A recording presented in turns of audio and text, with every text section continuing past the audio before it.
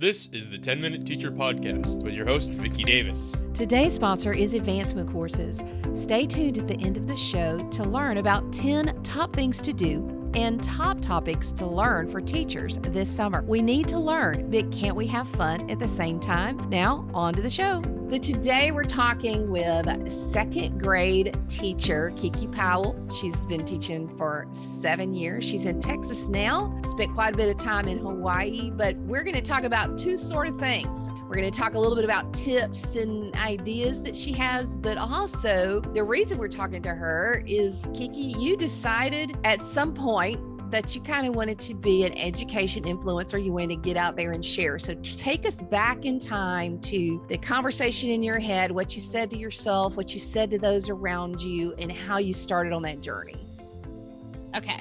So it started in March 2020, and right before the pandemic hit, I just had that feeling in my gut that we aren't coming back after spring break. And remember getting that message saying, you know what, we're going to go on an extended spring break. Everyone gets another week. And in my mind, I was thinking, this has never happened before. So what am I going to do to make my kids still feel that love and passion as if I was really there? And what is everyone turning into right now? Social media. And I have a couple of my favorite influencers that I liked. And I was thinking, hey, I do something very similar to that. So what if I put it out there for the world to see, get feedback? Because as teachers, we grow from hearing from other people's ideas and getting the different perspectives. So I thought, oh, hey, if this person can do it, why can't I? And so I actually did a bunch of research. I looked into it. I learned how to make my own domain. So that's how I created Miss Powell Teaches. And I just felt so proud of myself that, as educators, what do? We tell our kids to figure it out for themselves, problem solve. And that's exactly what I did. And so from there, I just started posting everything that I did in my class. I had my favorite TPT because everyone has their favorite paid teachers person that they go to. Like mine is Tales of Teaching. She has been helping me tremendously. And I love that now I get to work with the people that create the worksheets that are awesome educators and helping them with their businesses as well too. It kind of just started skyrocketing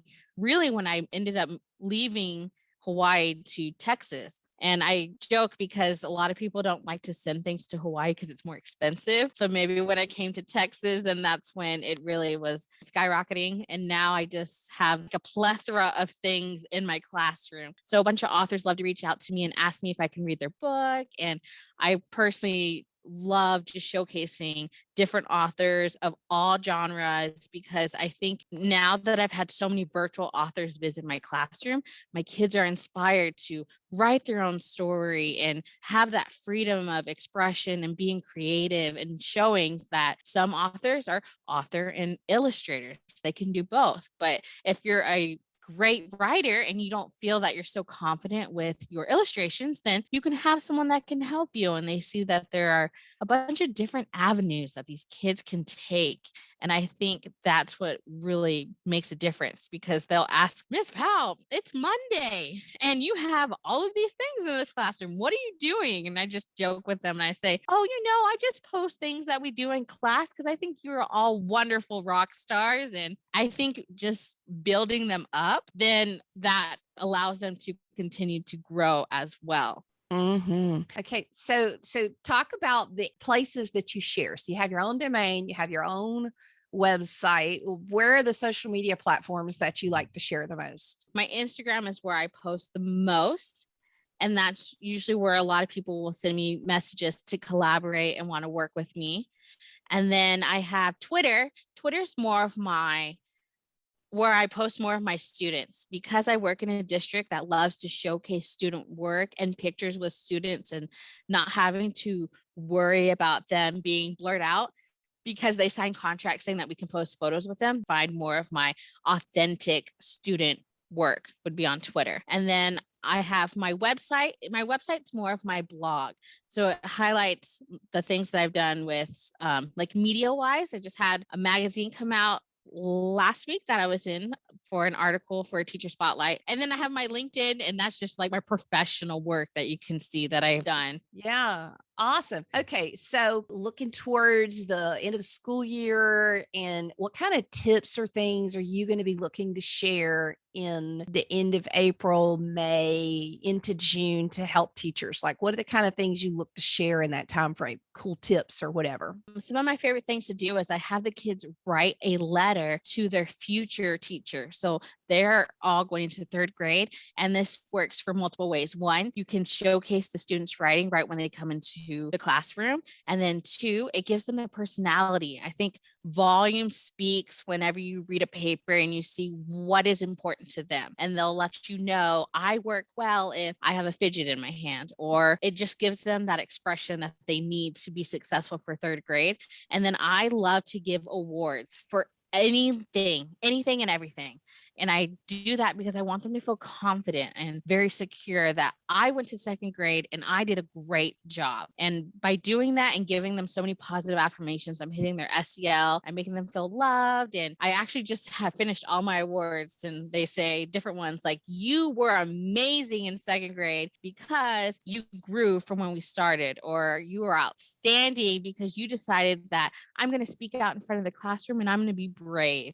So just having those positive reinforcements with them goes a long way. So are those like certificates? Now, I use something that I got from Chris Lehman at Science Leadership Academy up in Philadelphia called the Paper Plate Awards. So we use just paper plates, and the kids help me create them. And they're just a lot of fun, but a lot of the kids will keep them. It's a great idea. Do you make certificates, or what do you do? So I make certificates, and then I get an actual ribbon award, and I give a bracelet.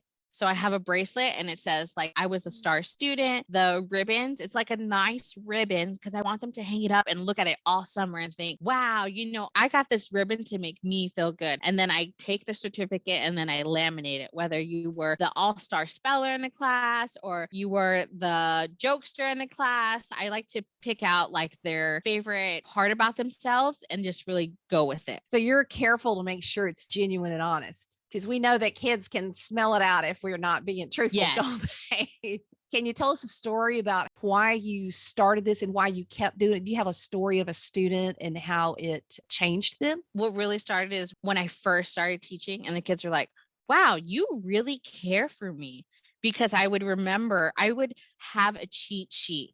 It had all the boxes. I had every kid's name, and anything they told me, I would write it down. So that way I would not forget, because as a teacher, we are very forgetful. And my kids will tell you, Miss Powell forgets a lot of things. And so because I have started that, I remember things more quickly, and then I can leave it with a sub. So if they want to make a connection with my students, then they have that as well. And I think they always say like, I just want a hug. I just want to feel loved. I want to feel valued. And so every day I'm like, I'm here. If you want a hug, I'm open. I think just because I embrace them, it makes that special impact, because I was pulled out of the classroom today because I was helping out with testing for upper grades. And every time my kids saw me in the bathroom, they would run to me and give me a hug, even though I'm just out for a couple hours. And I think that is my why, and why I'm teaching is because I'm making them feel like they are supposed to be here. They're here thriving. And I want them to, whatever dream that they have, I honestly believe that they are going to achieve it. So I always push them for it. I try not to take them down, because I just think,